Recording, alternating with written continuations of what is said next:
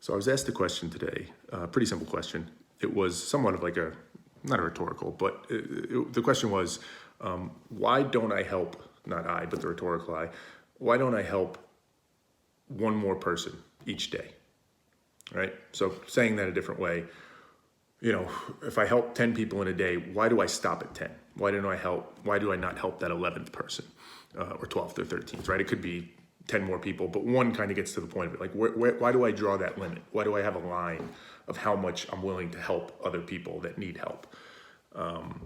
So it's a good question. It kind of made me think a lot about the potential reasons for that and, how it might play out. And I think it probably varies for a lot of people. But when I think about it, the first place I go to is the first place I almost always go to when I think about the way I think and people think. And that's to math, really. And the reason that is I try and think rationally, logically, as much as I can. And there's not many things that get more rational and logical than math, at least in its simple form.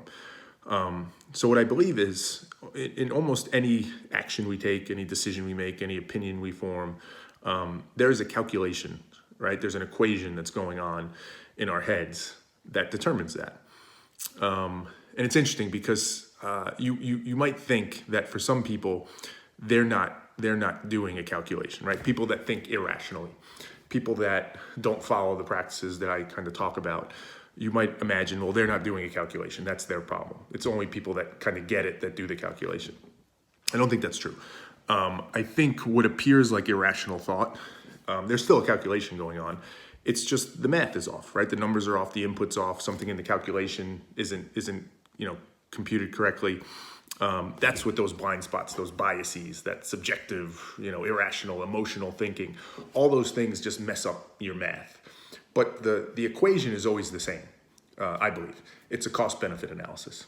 That's what we always do for any action. If you're deciding to take a new job, if you're deciding what you're going to do for dinner, if you're going to order, if you're not, if you're deciding why you don't help one more person in a day. It all comes back to a cost-benefit analysis of thinking about what will I get out of this, right? And what will it cost me?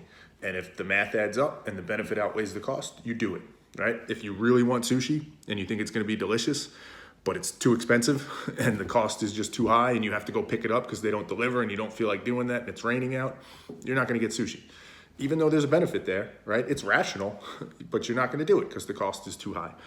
I think that almost always applies. So when I try and answer a question like this, like why is somebody acting a certain way? In this case, why are they drawing a line or a limit on how many people they'd help?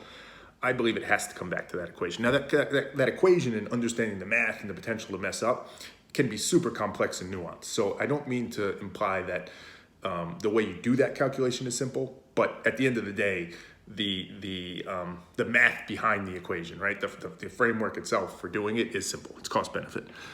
So let's look at that in terms of this topic. Why not help one more person? Well, you could start on either side, but let's start on the benefit side. Firstly, you have to understand what is that benefit to you of helping another person or anybody in general, right? Because kind of implicit or assumed in this question is that you genuinely believe that helping people is a good thing and it's something you should be doing. And don't overlook that.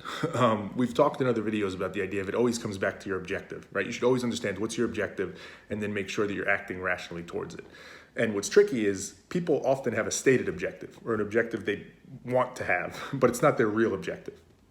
That could be at play here, right? You could want to help people because you believe it's a good thing to do, you think it's a noble thing to do, but you don't actually want it, right? You don't actually believe it.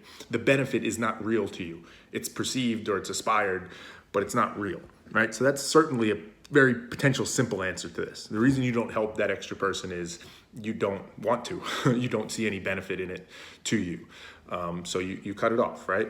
And just to kind of close the loop on that, somebody could ask, well, why help anybody then? Well, there's a lot of reasons for that, right? There might be some social currency involved in it where you feel like, hey, if I help people, it gets me something. Prestige, accolades, maybe a favor down the road, karma, whatever you might believe in. Maybe you'll go to heaven at the end of it because you did it. So there's reasons to do it. There's also even internal, right? You may just have this vision of yourself of who you are as a person, and you have to help a certain amount of people to kind of check that box and say, yeah, I'm a good person. I did that. But it hits a limit, right? It hits a point where you no longer need to help anybody else. You've checked that box and you're okay, right? It comes back to the equation. The cost starts to then outweigh the benefit. There's no more benefit to be had. So that extra person is just incremental cost. There's no reason to do it. But let's assume in this scenario that you genuinely do want to help people. You believe there is benefit to that for you. You want to help people. Well, that would naturally then lead you to the cost side of the equation and say, well, the costs must be too high. And I think often, at least on the surface level on this topic or to this question, that does start to come into play. I think there's this concept that even if you want to help people, rhetorical you believes that you kind of have to help yourself first. You have to get your own self figured out, and then you can go help others. You got enough of your own problems. You got, you're working, you got kids, you got whatever it is. So the idea of just helping all these people and this one extra person, this incremental person, it's too much. The cost is too much. You go back to that calculation and you say, even though there's benefit to it, the cost is just too high, and I'm just not in a position to do it yet. Once that cost comes down, because my life's in more order, I have more money or more freedom or whatever, then I'll go help that person. And that's rational, right? That's logical. You look at that equation and it comes out with an answer and you say, okay, that's what it is. So if that's the case, you could stop there and say, hey, I believe in helping people. I believe it's a good thing, but the math just does not work out for me. Fine, fair. Where it gets interesting though is, I think for a lot of people, and the person that asked me this question included, there's a belief of like, I can't stop there. Something still seems off, right? There's still something off in the math. And this is where, again, biases, blind spots, irrational thinking starts to come in. That kind of gets to where you believe like, okay, I get it, what you're showing me, that the cost is higher than the benefit, but I don't believe that your calculation is correct or my calculation is correct. So I think you have a few choices at that point, right? You could say, hey, I don't believe the calculation is correct. I'm just going to go do it. I'm just going to go help more people. I don't think that's a logical, reasonable approach. It's noble. It might sound good and feel good, but if your mind is convinced that the math is off, it's not going to work, right? Your mind is going to believe you are doing something that's totally wrong, and it's going to catch up to you in one way or another, right? It's going to make you unhappy, resentful. It's going to impact other parts of your life because it just can't work. The numbers don't add up in a way in which it can work. So you can't just I don't think you can kind of just muscle your way through it. I think your other option is to say, hey, the math is off. I believe the math is off. I believe the benefit to this is greater than it's coming out in my head. And you have to genuinely believe that.